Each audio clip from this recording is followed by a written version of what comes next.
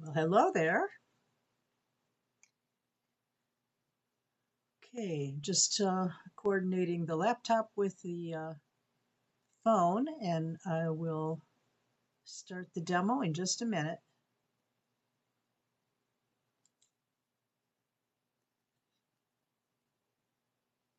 Okay.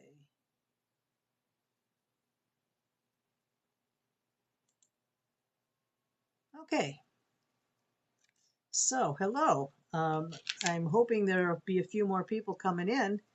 We had quite a few signups for the bracelet kit, so although whether you watch it live or you watch it later, the rebroadcast, it doesn't make any difference. But I always enjoy when I see you guys. So, all right, today we're doing this Superduo bracelet made with Superduo beads, and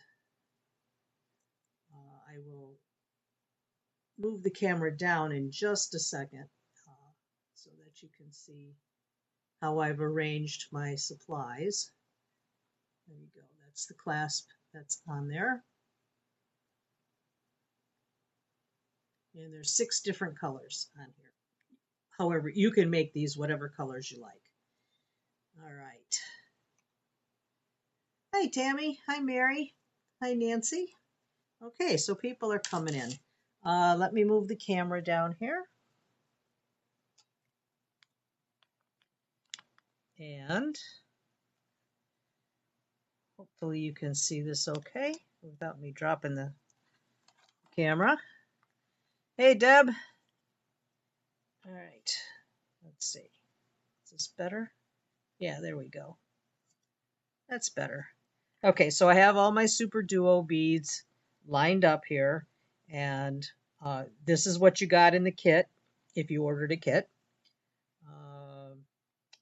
There's the Fireline thread, the beading needle, size 15.0 seed beads and 11.0 seed beads, and some jump rings, and the assortment of 6 colors. Hi, Carol. Hi, Susan.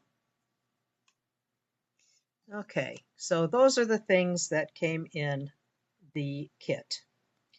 And I don't know if any of you have done this kind of stuff before, but it's a pretty simple pattern and introduction to bead weaving if you haven't done any of that stuff. So let's see here. As some of you probably know, I had some trouble getting some of the colors correct, or the right colors that I wanted. I was a little bit aggravated about that from the company that I deal with, and but I just decided I was going to make it work. The 2 colors, the turquoisey colors, are very similar, but they are different. So one is more blue and one is more green, and they should have been more prominent in the colors. And the red was a little darker than I wanted it to be. So I guess that's something I just can't control. And it's gonna still look nice. I mean, this is the bracelet that I did with those colors, and it still looks good. So no, this is the original one. This is the one with these colors right here. So the red's a little darker, but it still looks all right. Hi, Jerry. Hi, Pat. Okay, so to get started, I'm using Fireline. This is it's actually fishing line, but it's been used in the beading world for a long time. It comes in different thicknesses. This is a 6-pound test, what they call 6-pound test. It's a nice weight. I like to use the smoke color. I know this is backwards.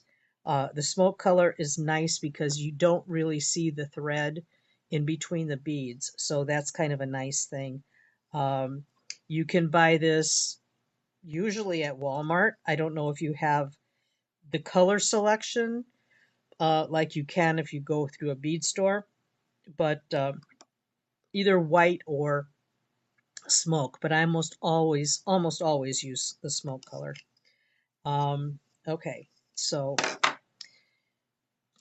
I'm going to start with about 2 yards of thread. And what I kind of just guesstimate, and I call the length that I put it out like a wingspan. So I just hold this out, uh, stretch my arms out as far as they go, and I count that as 2 yards, but it's probably actually a little bit more.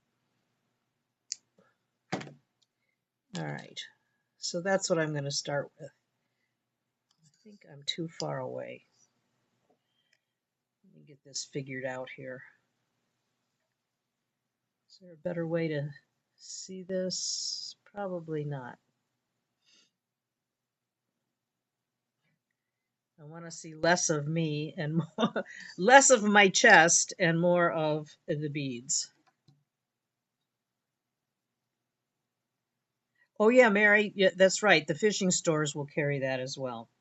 One tip that I want to tell you right off the bat is sometimes the fire line is a little scraggly at the end and hard to put through the eye of the needle. So a good thing to do is take some pliers and you can just smash that little tip down with the pliers, and that makes it go through the eye of the needle much easier.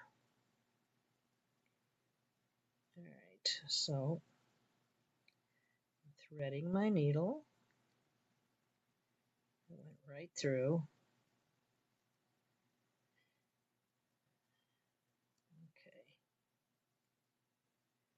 Okay. And I'm going to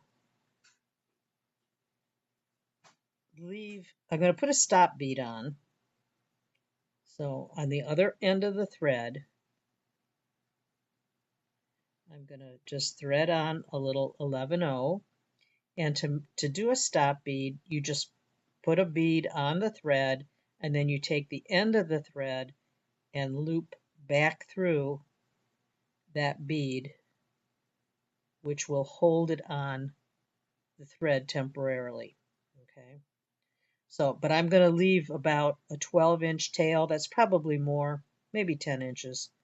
It's probably more than I need, but I want to have extra because at the starting end, uh, I'm going to have to go back to that and add the little loops for the jump ring. So I need to have enough thread on that end of the bracelet. Okay, so I've got my needle threaded. And this is a lot of thread to kind of keep track of. So it can get wrapped and caught in things. So kind of put aside any tools or things that thread could get hung up on. All right.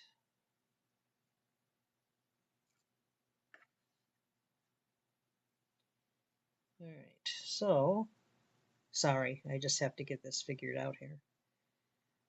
All right. So where my stop bead is where I'm going to start to add my beads. I wonder if I raise this up, if that would be easier. Yeah, I think I'll put something underneath here to raise my bead table. Let's see.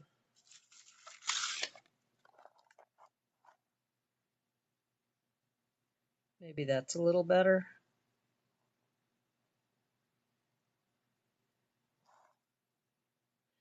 Okay. All right. Try this again. All right. So on my thread, I am going to put. What am I going to put?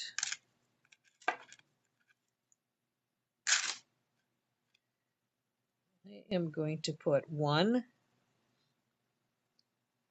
of the 11-0 beads,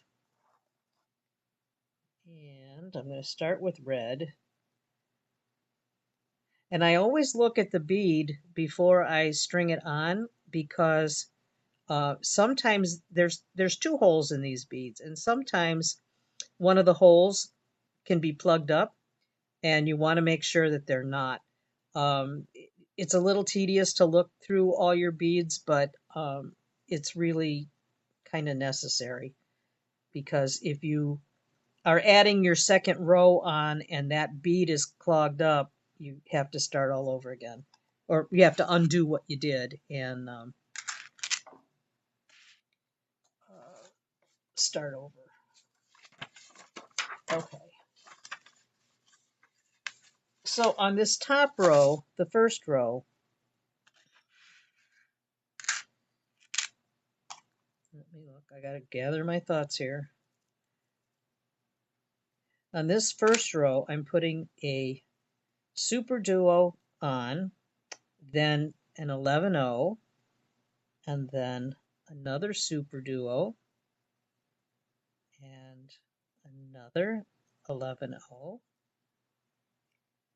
So I'm going to have a total of 5 of each going across.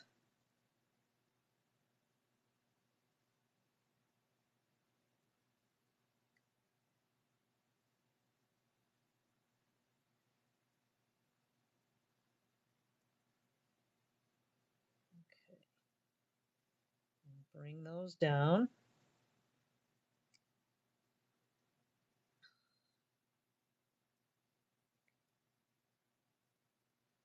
Okay.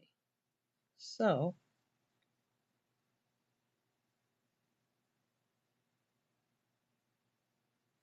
you're going through the top hole, to get those 5 beads on. On the 5th bead, well, I should correct myself here. On the 5th bead, don't put the 11-0 on yet. You got to put a 15-0 on first. Sorry. Okay. It's been a few weeks since I worked on this, so the old brain.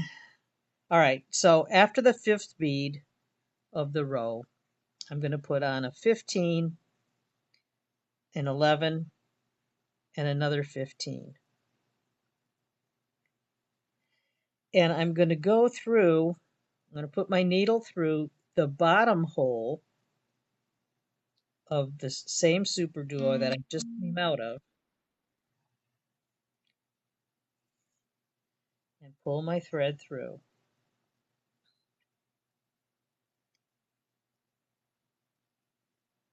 Okay. Getting started is just a little bit tricky, but not hard. It's just, you just have to make sure that everything's nice and snug on here. Okay, so that's how that first row looks.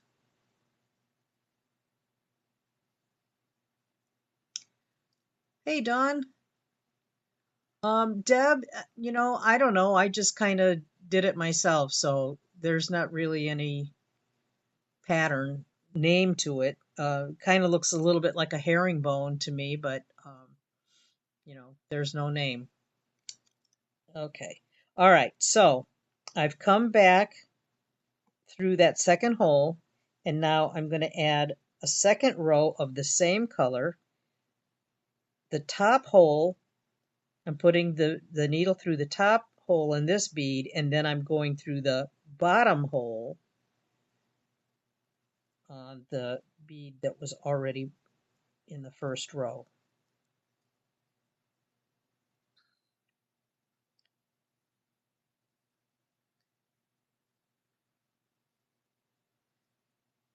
So you won't be putting any more 11-0s in between like you did on the starting row.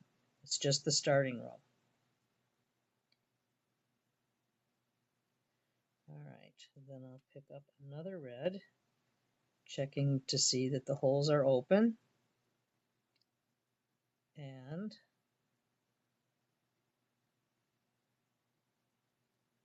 go through the bottom of the Superduo from the first row. These kind of flip around until you get the whole row established. Then they won't. It's only because this first row was loose. All right, another red. And you can start with whatever color you want. I'm just going by what I had already done.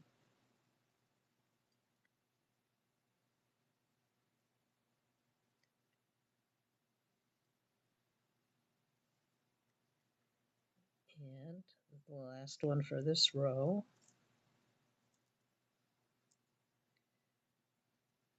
Well, actually, it's not the last one. I put one on. All right, so you see so far, I hope you can see. Let's stop this here. Okay. All right, so now at the end of the row, I'm going to put one more red one on and a 15, an 11, and a 15 on there.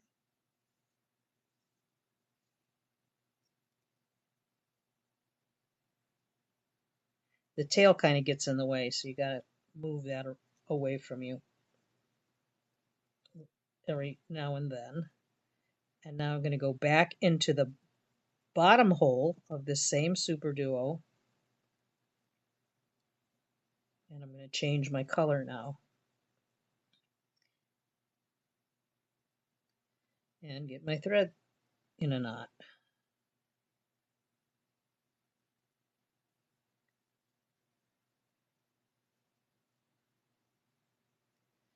Well, that didn't take long to get in a knot. That's the hazard of long thread.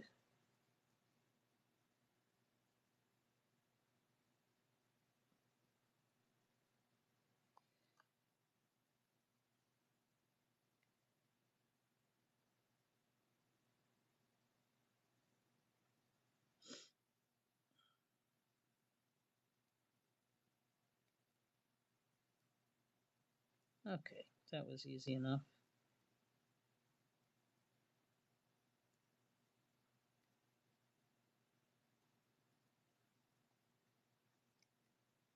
Sorry.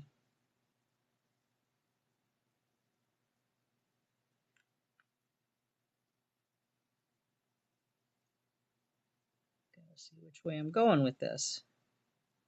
Okay, so those three are on the end, and I'm just pulling that thread to snug that bead placement up. Okay, so now I've got my 2 rows of the red, and I'm going to start with my row of the goldish color. Check, make sure both holes are open, and I'm going to go from the bottom of that adjacent bead to, or the bead that I just put on, and string this on.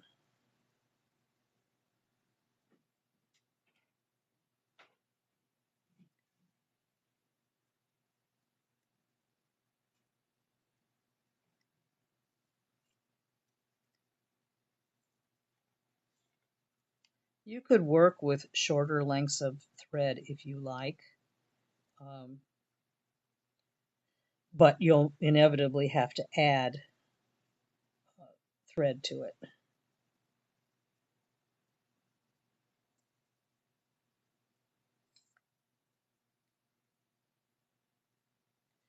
It actually works up pretty quickly once you get into the groove.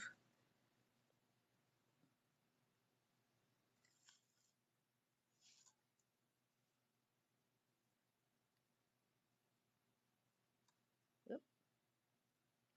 Jumps out of your hand.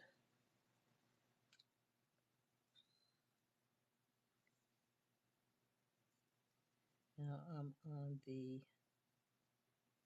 last one here, so I'm going to put the 15, the 11, and the 15 back on here.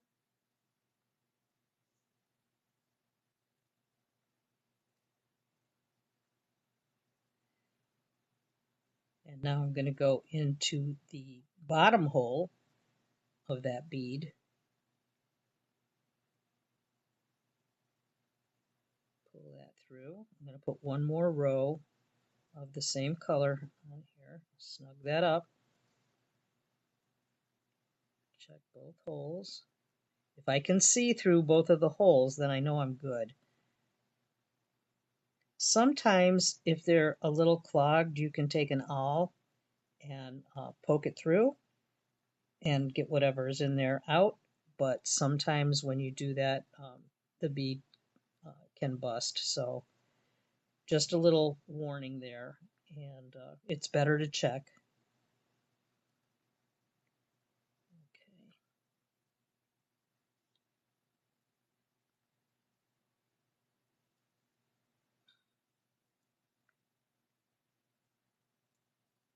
It gets easier as the thread gets a little shorter.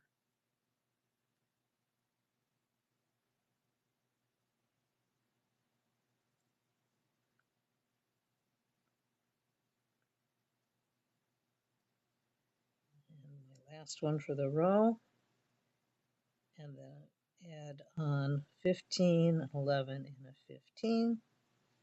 Again,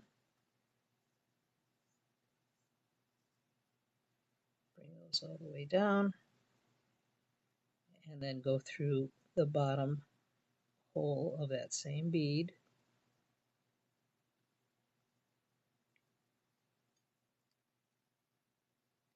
And snug it up, snug your thread up. You don't have to pull it super tight, but you just want to make sure that um, it's it's not going to be real loose. You don't want the bracelet to be real floppy loose. All right, now I'm adding the third color on, and I'll stop and show you here in a minute. Okay. All right. Let's push these out of the way here.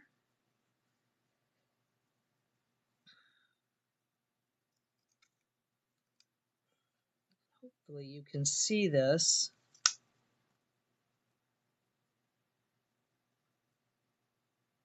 All right, can you see this okay? This is what we've got so far. It only took a couple minutes to do that. Deb, you're hilarious. So it's Tootsie's Row. Oh, hi, Babette. You're working with me? Good. Good. Thank you. Yeah, the paper instructions, I think the close-ups of what I'm doing, I think are very helpful. Um, to see, to me, a picture is worth 1,000 words. And that's just how I'm more of a visual learner than anything. So if I can see uh, what you're doing up close, and I know on the videos you can't really see that well up close because they don't have sophisticated equipment, but the pictures, the illustrations really help.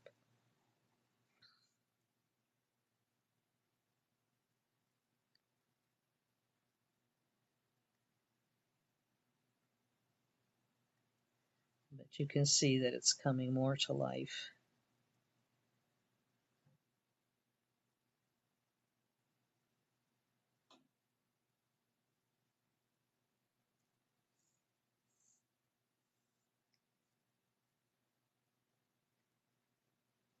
Okay, so I've got the last one there on that green.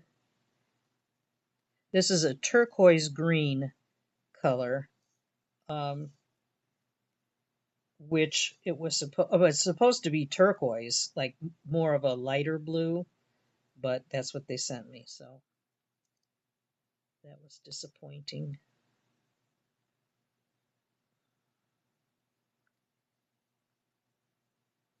Okay, so I've come through there, and I'm going to add one more row of that same color.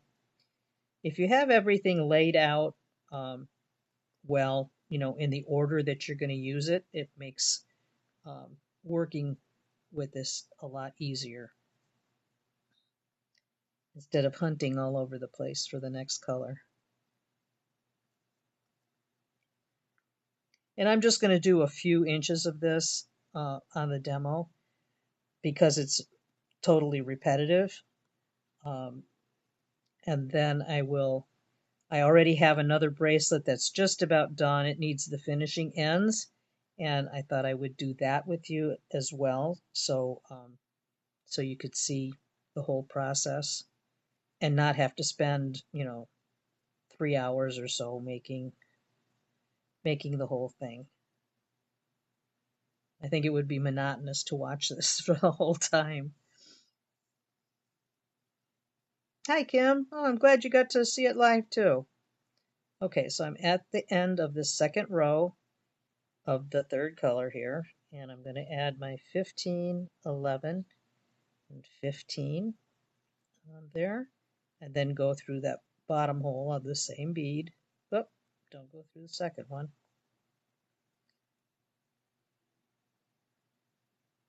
Okay, and now it's time to change color again. So I'm going to the dark blue.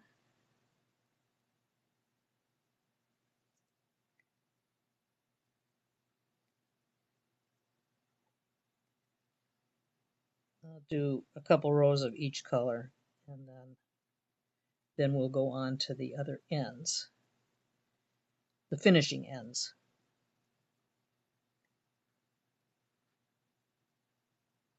And they just nest so well together, the Superduo beads. I just really like them. They're one of my very favorite beads. And you can change the pattern. You can make your own pattern with this. You could actually put 11 O's in between all the beads if you wanted to do that. It would make it a little bit wider. Your count might be a little bit different, but you can take all of that into consideration as you're working with it.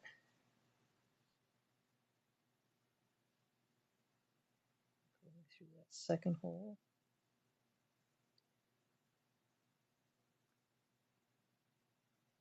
I wish my thumb wasn't in the way, but I have to hold on to it, so it kind of blocks your view.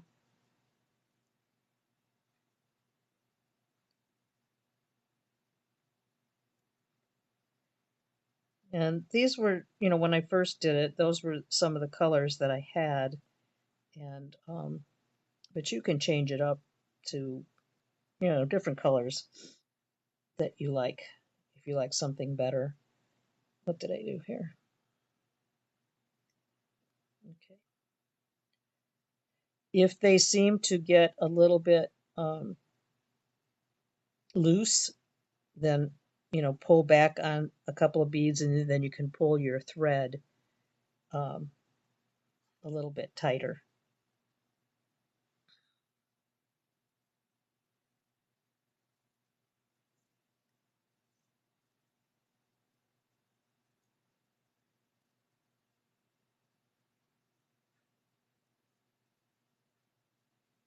This is a size 12O, or I'm sorry, it's a 12 size 12 beading needle, duh, which is a good size.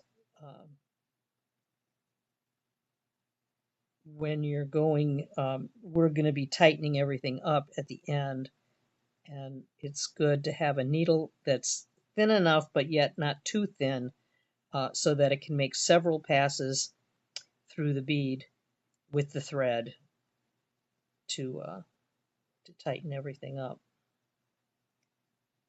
Okay, my last bead of the row, so it's the bead, the 15O, the 11O, and the 15O again.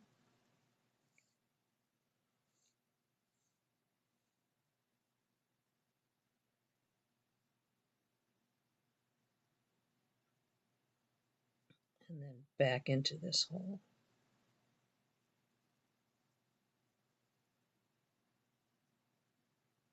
And that makes a nice little edging on the sides of the bracelet too. So, okay, so next color is the ivory.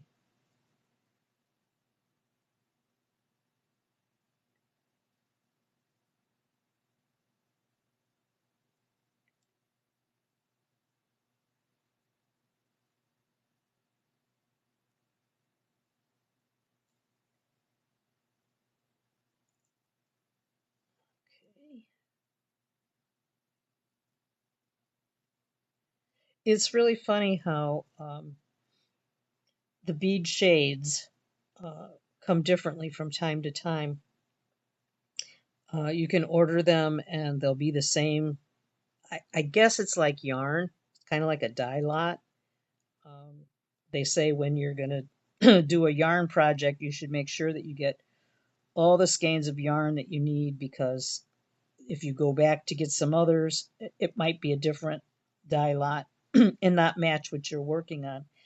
And I guess that's pretty much the same as far as the beads go, I've found out, because, a lot of times you order them a second or third time and they're exactly the same as what you got before, and then you order them again and they're different.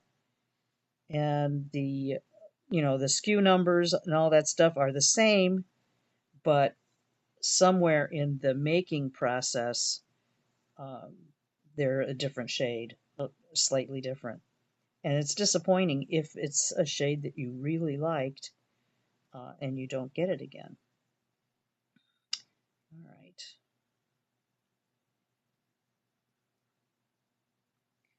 So when you get knots, it's your thread is just, it's not really a true knot. It's just kind of, um, well, I won't say it's a true knot, but you're, you've got so much thread getting,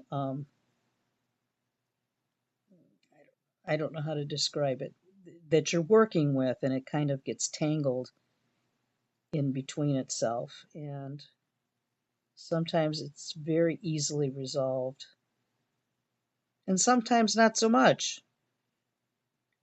So it's good if you have a good grip on your thread so that doesn't happen. And I was a little bit fumbling around with this, so that happened. All right, so I think I've got it fixed.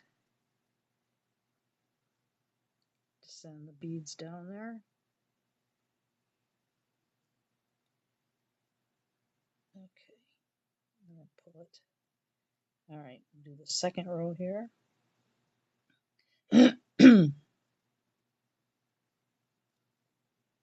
They just nest really nice in between each other.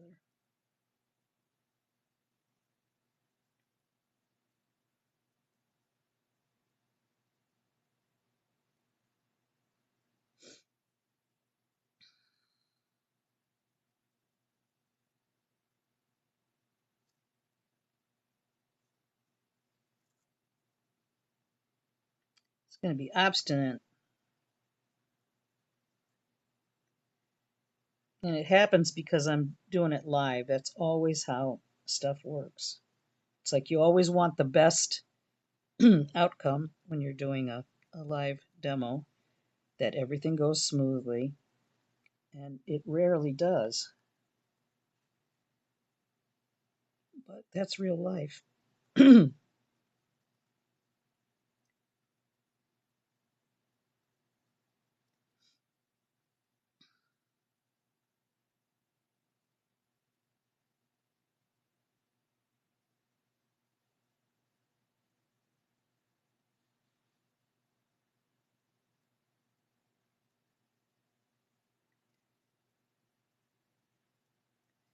Any questions about any of this? I mean, it's pretty simple. It's just you get these little snags every now and then. Here we go.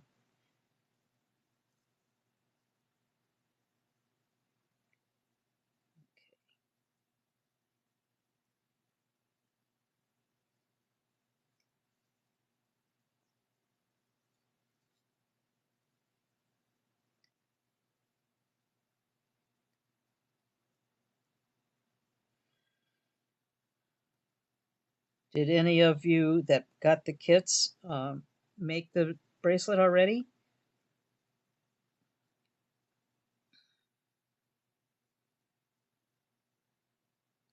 I know sometimes it's hard to wait. Um, and if you've done some of this stuff before, it's really not difficult to get started on it. But for those of you that may not have ever done this type of thing, it's good to have a demo of it.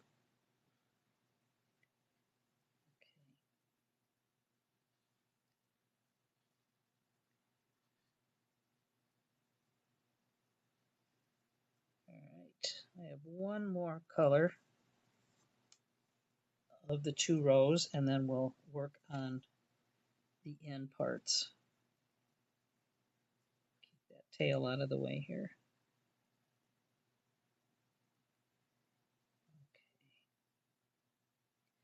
And as you get a considerable length on your bracelet, you'll want to stop and check the length out and see how much more you have to go. Generally, there's about 3/4 of an inch that you need to allow for the clasp. So you want to take that into consideration while you're making the length on this, so you don't make it too long.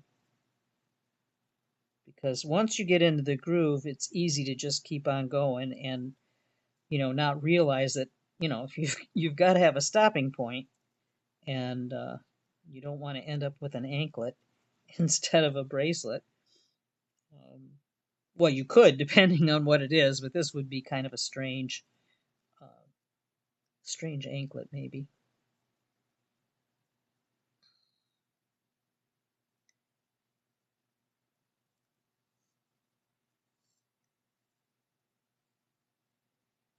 All right, sending this bead down because it's kind of caught up here.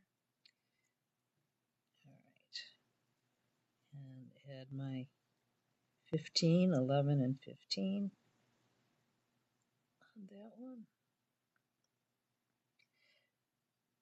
Every once in a while I'll get impatient and I'll try to string on more than I should at one time, and it never works out. It's like, oh, I've always got to take it apart because I got tangled or whatever. So it's just one bead at a time.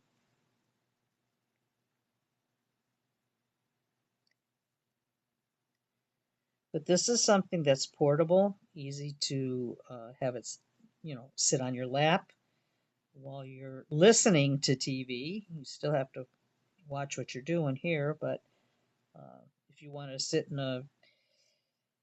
an easy chair or whatever and put your feet up, you can set this on your lap, and it's totally doable. Or take it with you someplace. You don't have to have a gazillion tools or anything. So, okay.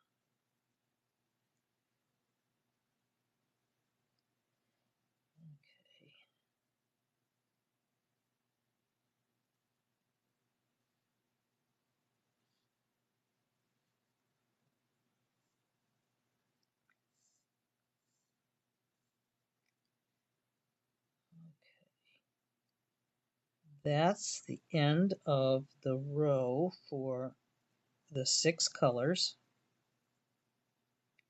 And then I will be starting again. I'll just put the first row in here with the red, which was the first color we started with.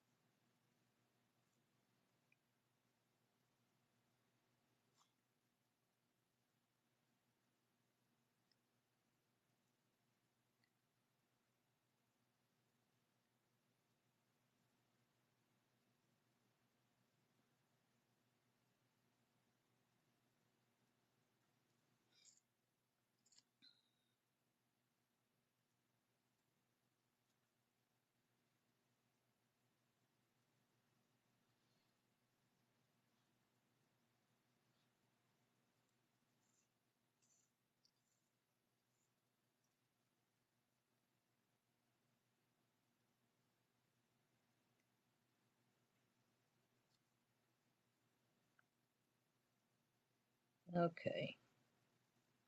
All right. So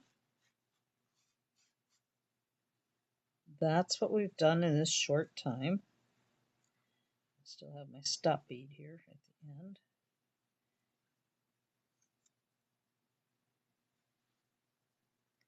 So if you can see, that came a pretty long way for just a short amount of time. And you've got your little edging on there already incorporated in the design. Sometimes you'll do just a plain design and then you put your edging in a separate couple passes. Okay, so that's what you'll do until you reach the length. Okay, you'll reach the length and then you'll end it. Jerry, I'll show you that as far as adding thread. When you start and stop, let me look at this for a minute. Hi, Cindy. Okay. Yeah. Kim, you're right. I always end up making things too long. It's just like, Then once once you've closed this off, there's really no adjustment because you'll be cutting your threads off, and you need that length of thread. Unless you're a wizard, and can figure that out, but I've never had any success with that. If it's too long, I would just remake it and keep that in mind, where you need to stop, before you put your attachment on. Now this one I'm thinking is already a little bit too long for me. You can see my flesh right here, but I think I need to take out a row on here, which is easy. It's easy to take out a row or two. All right, so this was a piece I already did up to the ending point. So that's why I wanted to show you that. Um, I'm going to take off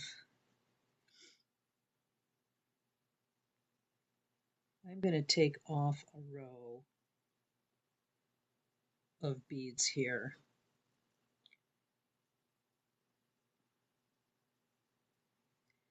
And for that, I'm taking off my needle.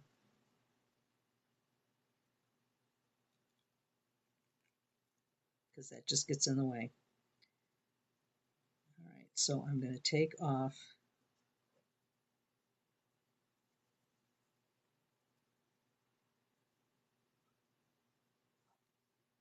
one row. Thinking maybe two.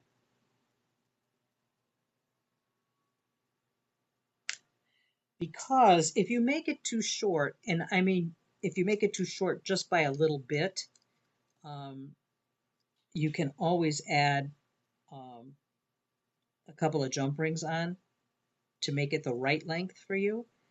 But if you make it too long, you can't do that.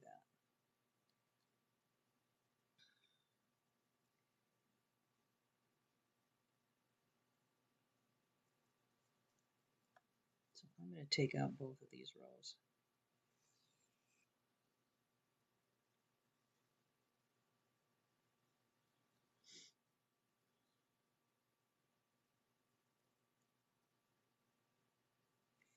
And then I'll finish it up.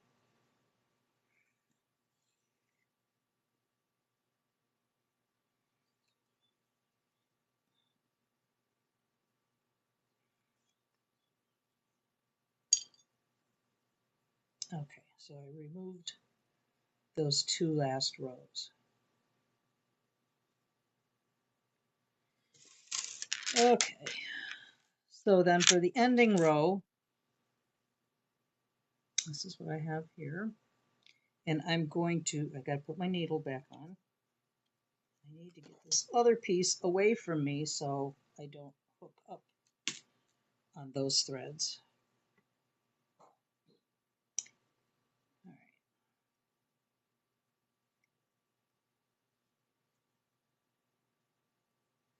right. And your needle will bend. That's just how it goes with these little bead weaving projects. And you can still use it for more, even if the needle is bent a little bit. You can use it until it drives you crazy.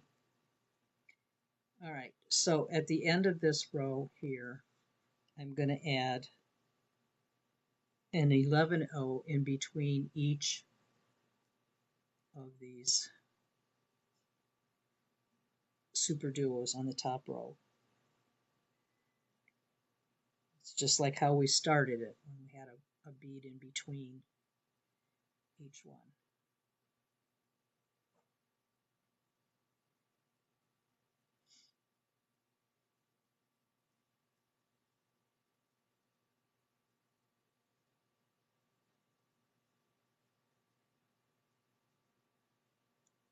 Ow, I just stabbed myself.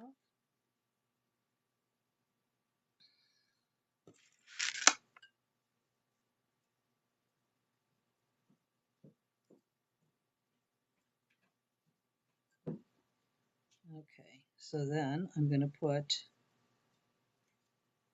an 11O on the end here.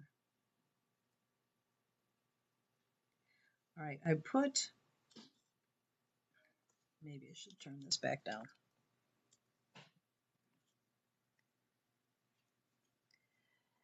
When you get to the ends, sometimes you have to do a little finagling. So I put this 11O on, and I want it to stay on. So I'm going to go through the bottom hole of this Superduo.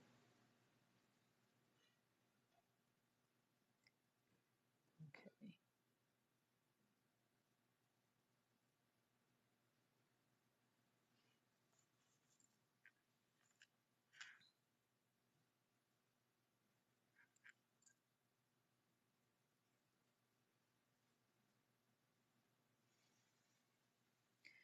Well, no, that's not right. Sorry, forget that. I want to add that fringe on the end there, which I didn't do. So forget that I said that. Wipe that from your memory. All right.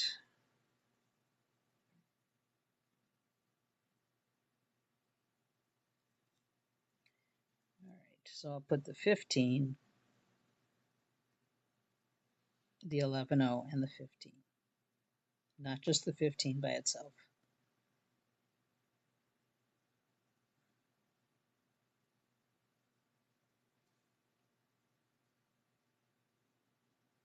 Okay.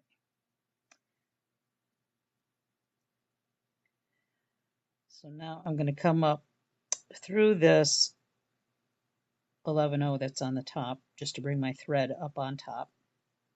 Okay. And to that, I'm going to add 6 15Os.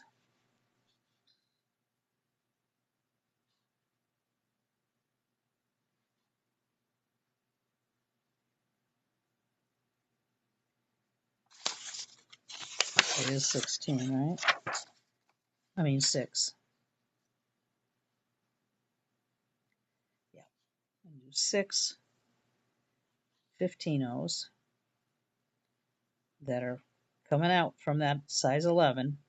And then I'm going to take the needle and I'm going to go back into that 11O and out through the top of that Superduo. No, I don't want to go through the Superduo. Sorry.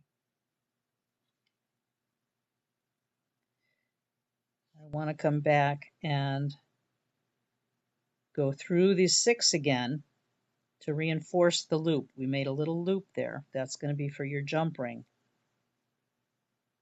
So we're going to go through the 15Os and back through the 11 and out. And then back through. I usually do that 3 times. Back through the 15Os.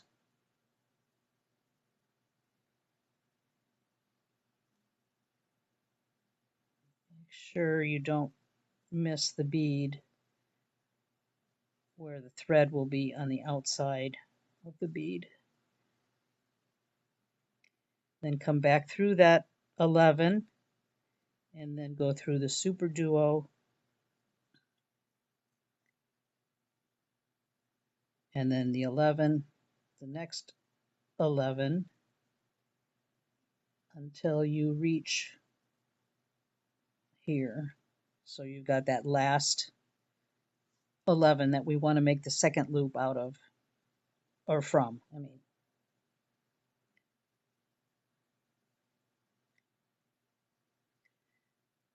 All right, so that thread is coming out of the 11. I'm going to add 6 15-ohs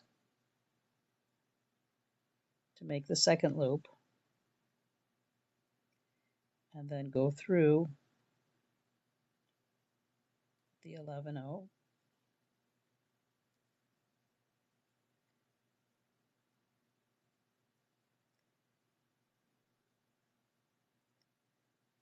I have to turn my hand over here, turn the work over.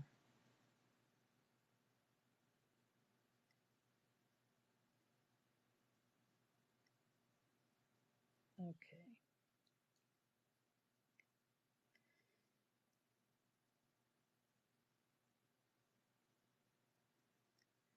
And then I'm going to go back. Sorry, I'm turning it around so I can get my needle in the right place. Why does that seem wonky to me?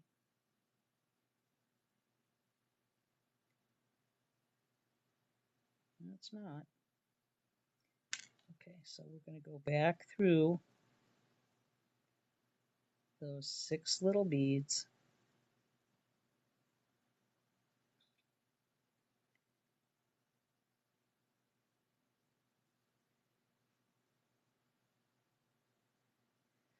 Something's wrong here.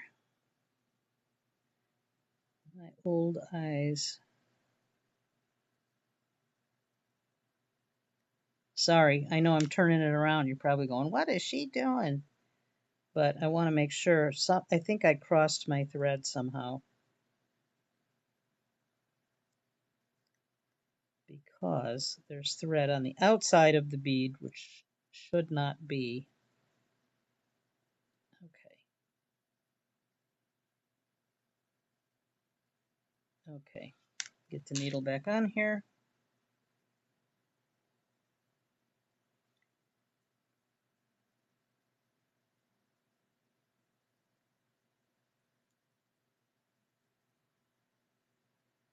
And reinforce those 6 beads 2 more times.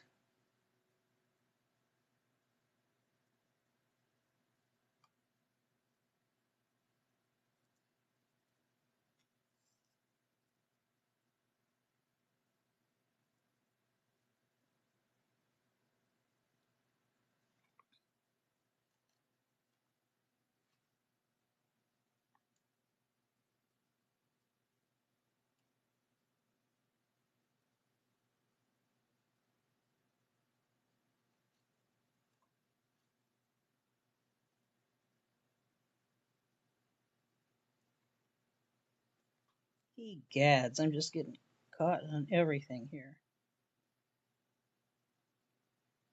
Okay. One more time around the loop.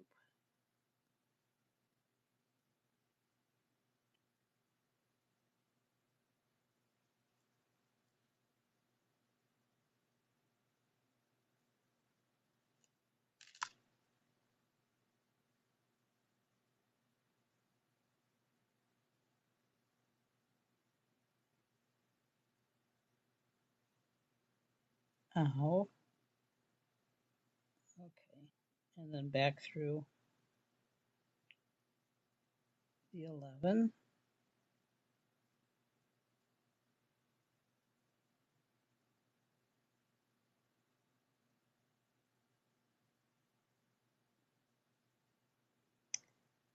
Easier said than done. Okay, back through the 11, and then I'm going through the Superduos and the 11s again, just for some more reinforcement.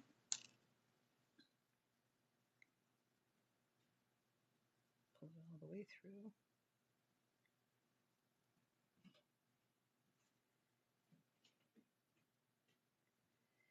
Now, those loops are strong. They've had 3 passes of thread through them, so they're nice and strong. If you want to make sure that your bracelet is nice and secure, you can pass your thread through a series of, like backtrack. And I'm not saying that you have to do the whole bracelet, but you just kind of bring that thread through, and it goes fairly quickly. You can just bring it through and go through several rows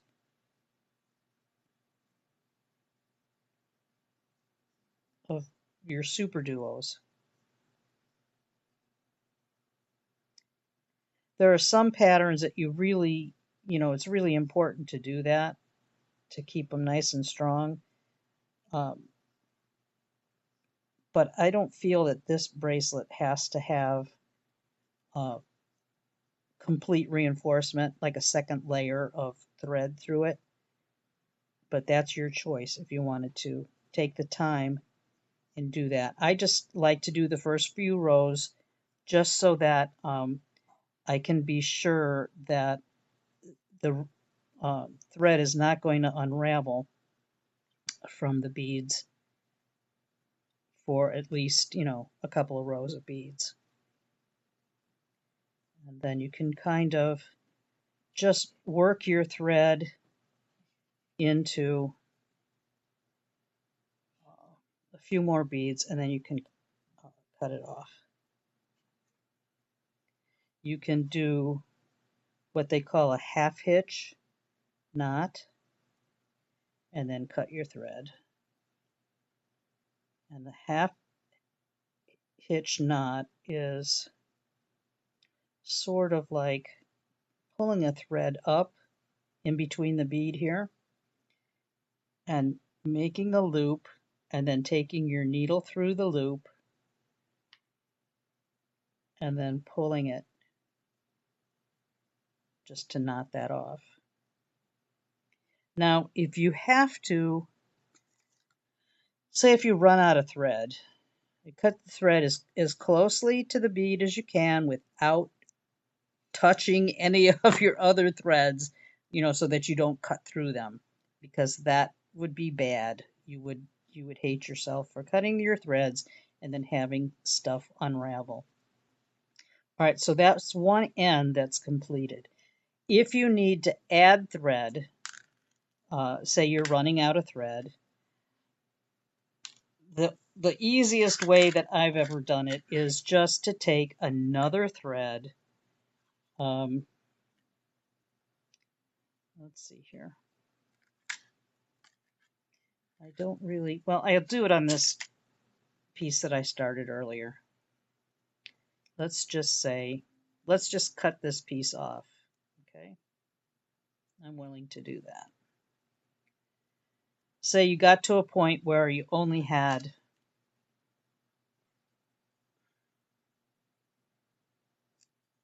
this much thread left. Okay, you just have a little bit of thread.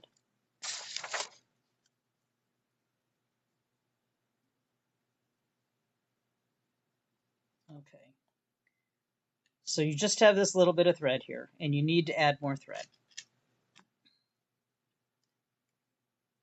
Then I would take your thread, take another piece, another length that you think you might need,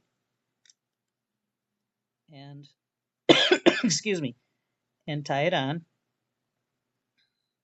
I usually go around twice, wrap it around twice, and just tie a knot.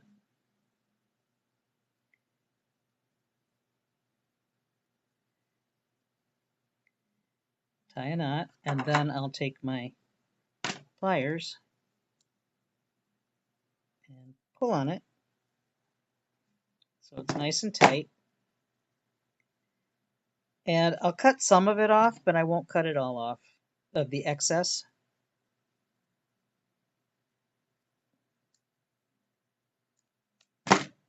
Okay, so here's my knot, like that.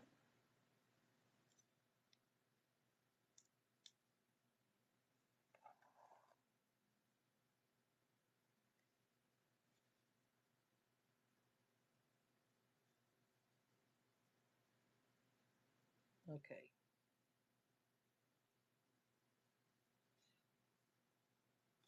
I'm trying to see where I'm at catching up on the laptop.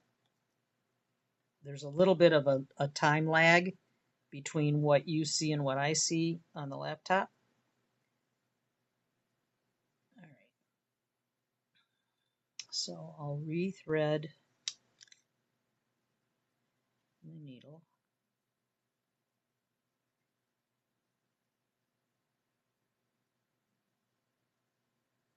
And this is kind of boogered up here, so I'm going to snip this off and press it with my pliers.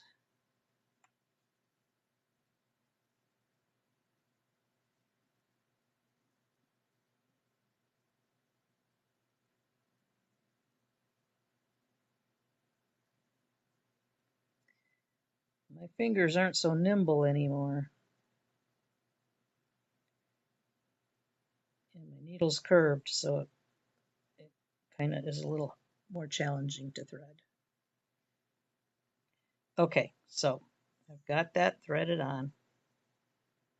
And here's my knot. I'm going to go for the next row of beads.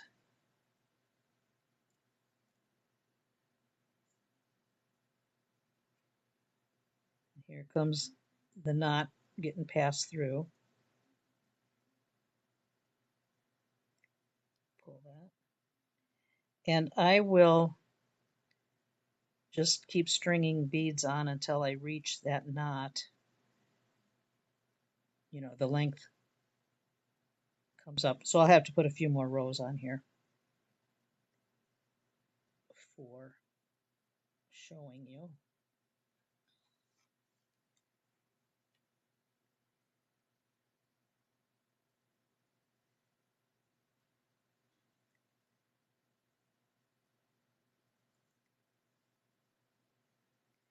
And then when I get to the knot,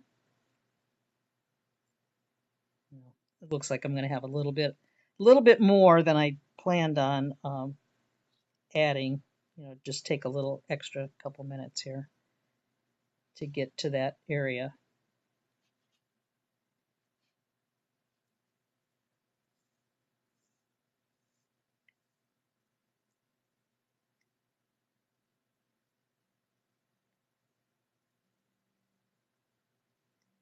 Because once they're on, then once the knot is embedded in the beads, then I'm going to reinforce that area by going through it a few times to make sure that that's not going to be an issue of it coming apart.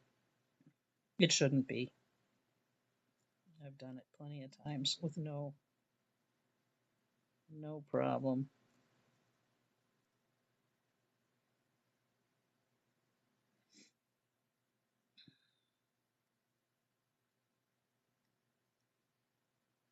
All right.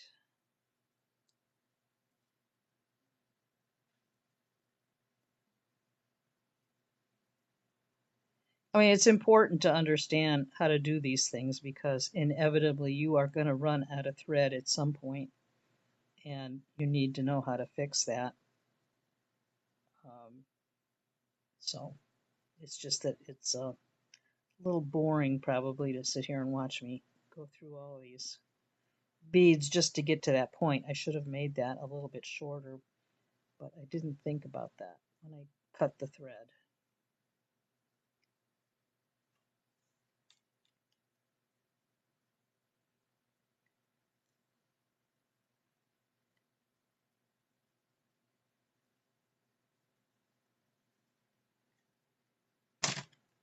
The thread is getting caught on my tools. Tools have to move. Bye. Okay.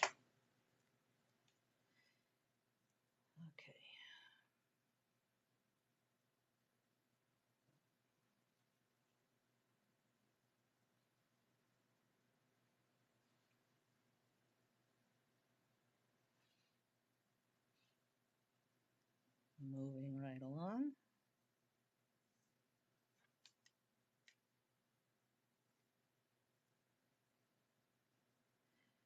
Thread's a little tighter going through the 15-0 seed bead, that's normal. Just be aware to kind of pull it gently as it goes through there.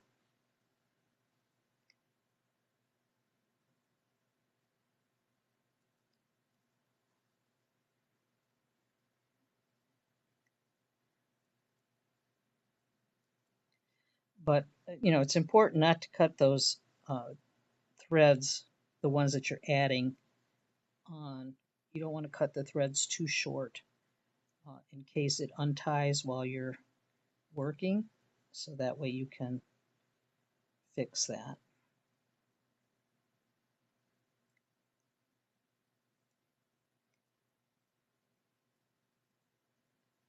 Well, we're getting closer here.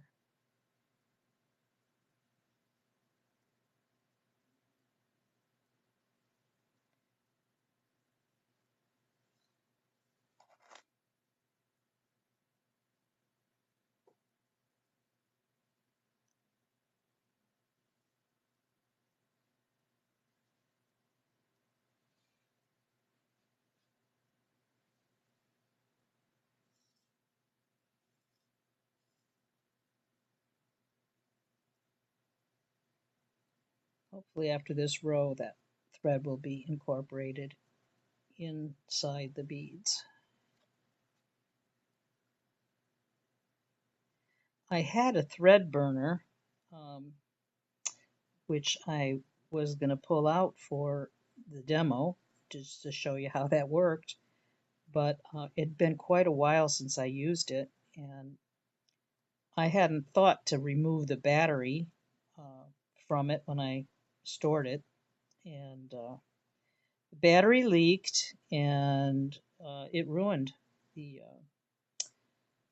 thread burner. So I've got to order myself another one. I don't use it that often. If you did a lot of beadwork, you might it might come in handy for you, but I would store it with the battery out if I was to do that again. All right, so I'm starting to catch the knot and the extra threads now.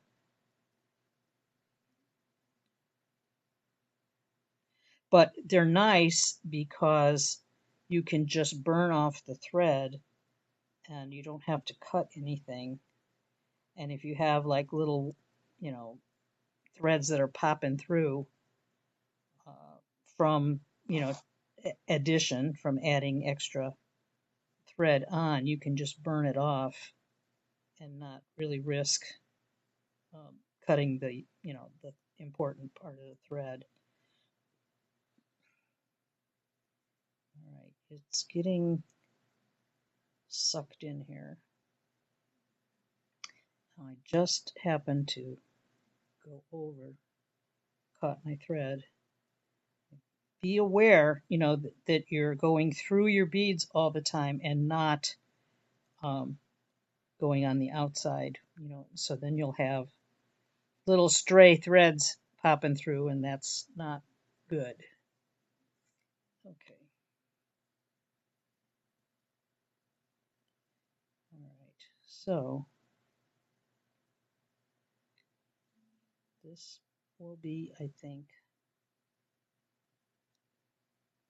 the last row that will hide the thread.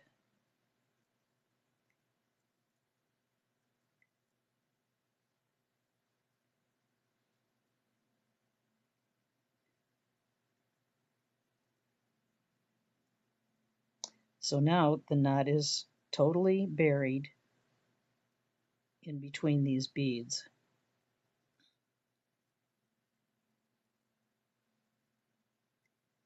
I'll take it to the end row here, the end of the row, and I'll add on my 15, 11, and 15.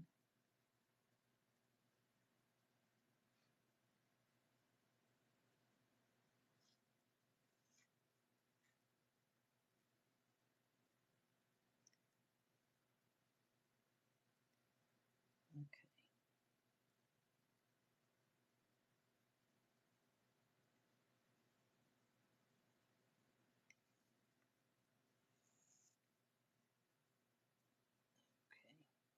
So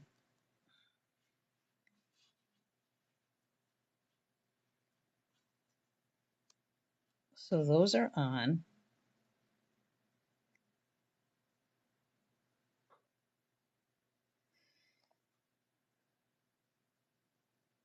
There's a little hint of a thread right here from the tail. I'm going to snip that off. That's where the thread burner would come in handy, where you could just snip that off or burn that off, because you don't want little threads emerging. So that's buried under there. So you could go back and reinforce this row, these last two rows. You could reinforce, with your thread going through there, and then that way you don't have to worry about that knot ever coming out. It should not be a problem. But that's how I do it. I'm not saying that that's the way everybody does it, or that there's not a better way to do it, but that's how I do it, and it seems to work out just fine. So that thread is connected and just needs, I would reinforce it. Just go through those two last rows. Okay. All right. So that's adding a thread on. All right. Let me see if there's any other questions.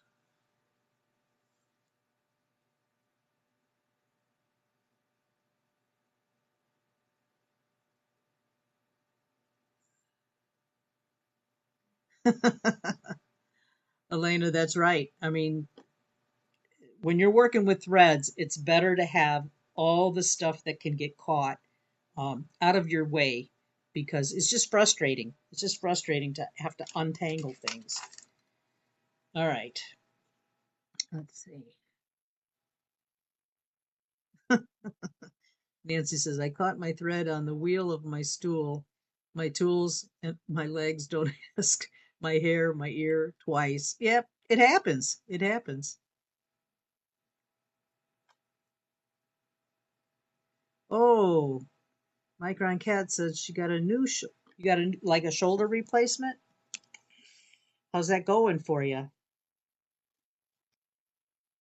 I may end up having to have that one of these days. I'm seeing a orthopedic doctor next week, because this shoulder is frozen. I can only lift it so high, and it's been like that for years, and I've just kind of like ignored it. But it's like it just really is. It's a problem. It limits me from doing a lot of things. I can't move my arm to the back of me. It's just trying to tie this apron on is a joke, because this arm goes back pretty far, but this arm I can barely get it back there to make my little tie. So some of the good things about getting old. Okay, back to the bracelet. All right, so we're gonna we put the two ends, the two loops on this end, and we're gonna do the exact same thing to the other end, and then we're gonna attach our clasp, and then we'll be done. All right, so I'm gonna go back down this way. Just checking on the time there. All right, so now I have left, I've got about 10 inches of thread on the opposite end that we need to finish this up and put the loops here. I don't know why I didn't put my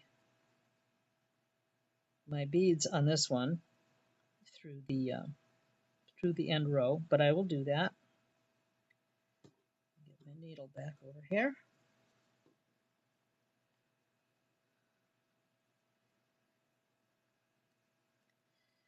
All right, so I need to remove. I don't know why I did that. Bypassed putting those.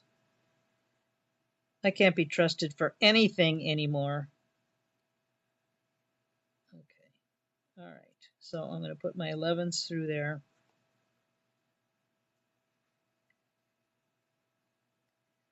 And if you're working along with me, I wish you well. I hope that I haven't confused the heck out of you. But I guarantee you, if you rewatch this and also follow along with the instructions in the handout. Uh, I don't think you can go wrong. Now, I think I said that I left about 10 inches on here. It's feeling not like 10 inches to me. Um, I would leave at least 12 inches on the tail end when you're starting out.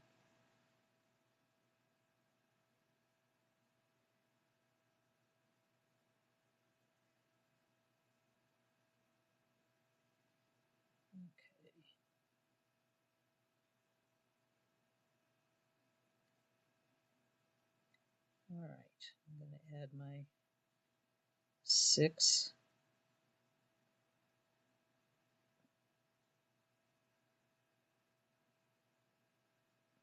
6/15 to make my loop.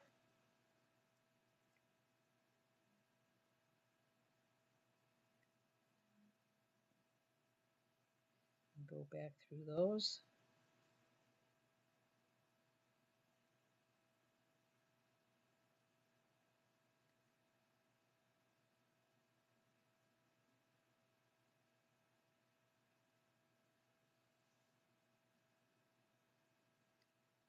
Go back through the 11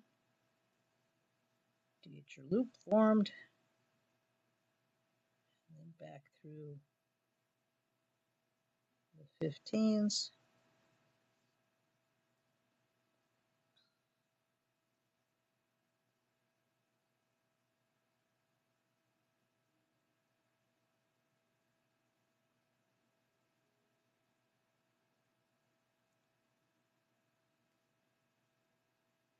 The best thing I can recommend when you're working with beads is to have good lighting where you're working and magnification for your eyes, because especially as you get older, it's harder to see up close, and um,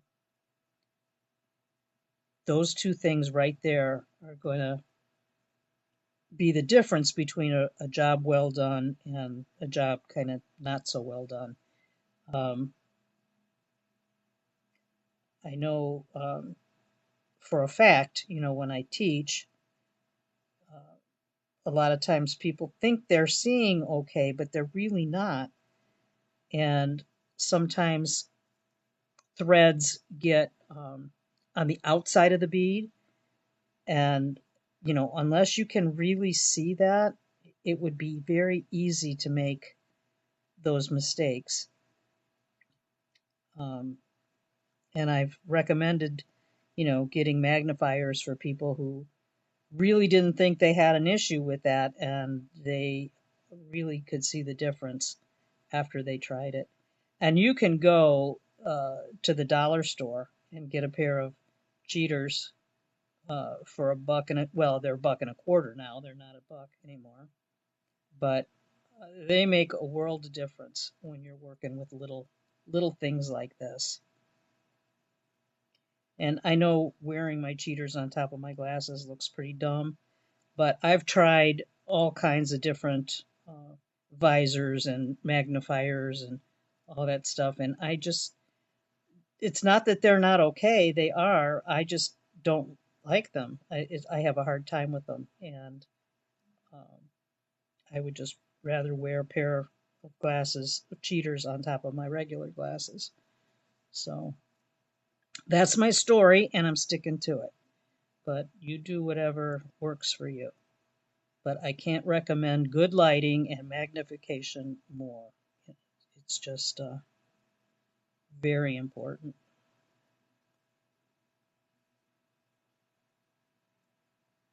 So almost done with this. And then I'll go through a couple of rows and then for reinforcing. And then we'll put the jump rings on and the clasp, and then we'll be done. But I've always liked this type of bracelet. I prefer a flat bracelet to a round, uh, you know, more bulky. You know, I don't. I like them flat. If you're working, say if you're working at a desk or something like that, uh, I always found that a rounder, bulkier necklace or bracelet was just uncomfortable. So that's another one of my things. All right, so I'm just going to go through these little side beads here just to get my needle down where I want it and go through some of these super duos down here just to reinforce the ending thread.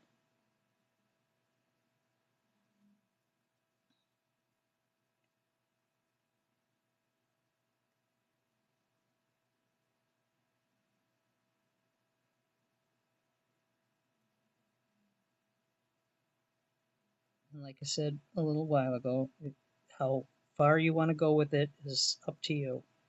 You can reinforce the whole thing or just part of it. I think it just depends on the weave of the bracelet and how comfortable you are with it, with doing that.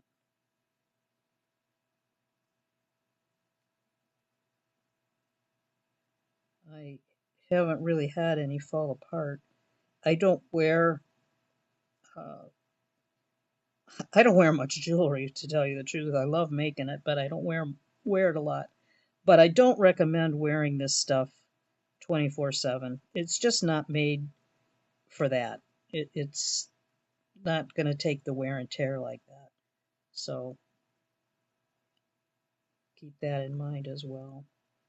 All right, I'm going to finish this off on this row after I go through a few more beads. My thread is getting very short. All right, so I'm just going to pick up the thread from the adjacent bead, make a loop, and then bring my needle through it and tie a knot. I could do that twice actually, but my needle fell off. I'll do it again. Do it one more time for good measure.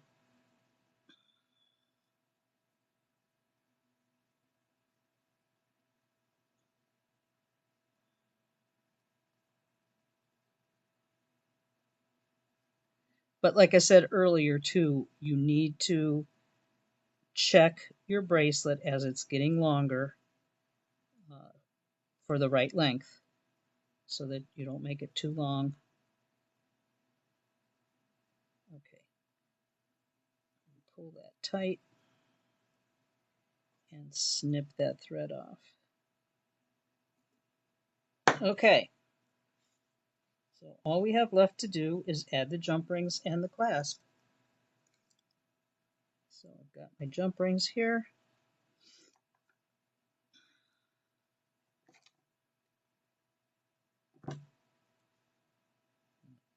Pass that through here, through the loop.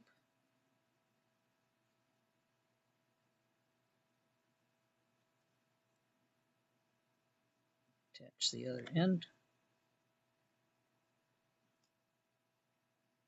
Wiggle the jump ring a little bit, get it nice and flush.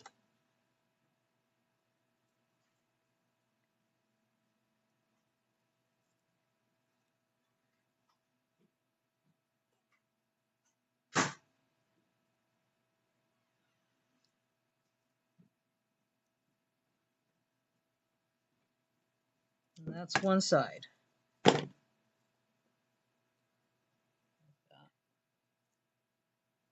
Just flip it over on the other end.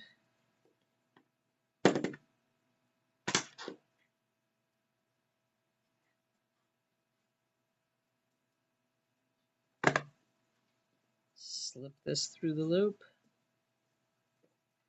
Attach it to the loop from the other end.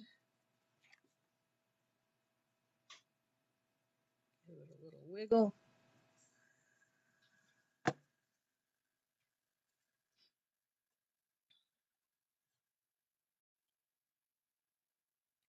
I used 4mm jump rings on these and in the kit.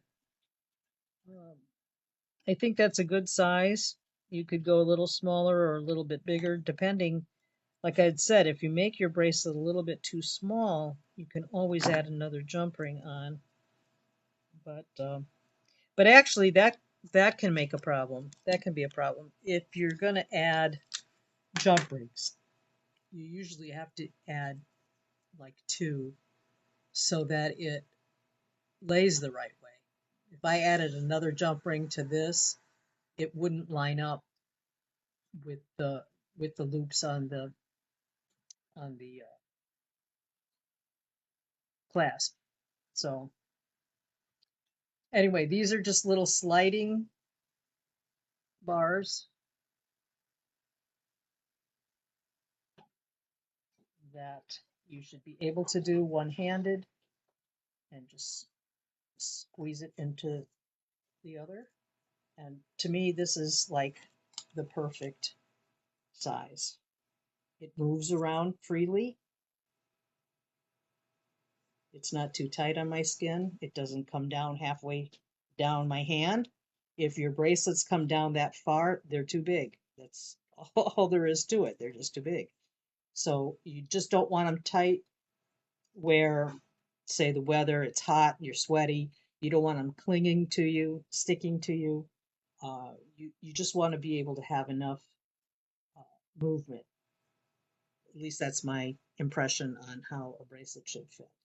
The one that I had made earlier is a little large for me, and I was kind of disappointed with that because I thought I was uh, doing it right, doing it the right length, but they are different lengths for sure.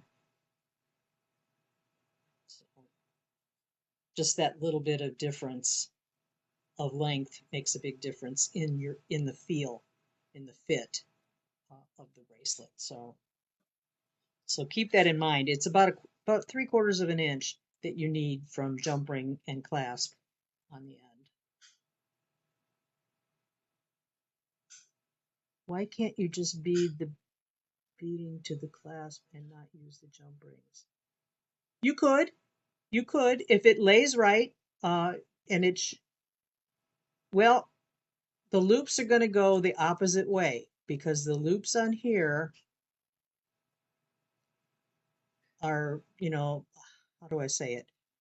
The whole of the loops are facing me, whereas the jump rings are going the opposite way. Okay. So your loops on your bracelet would have to be oriented the other way. I don't know if you can understand what I'm saying, but if you look around at them, if you look at them, I don't think you could put the loops on the other way. That's an interesting question, Bevette.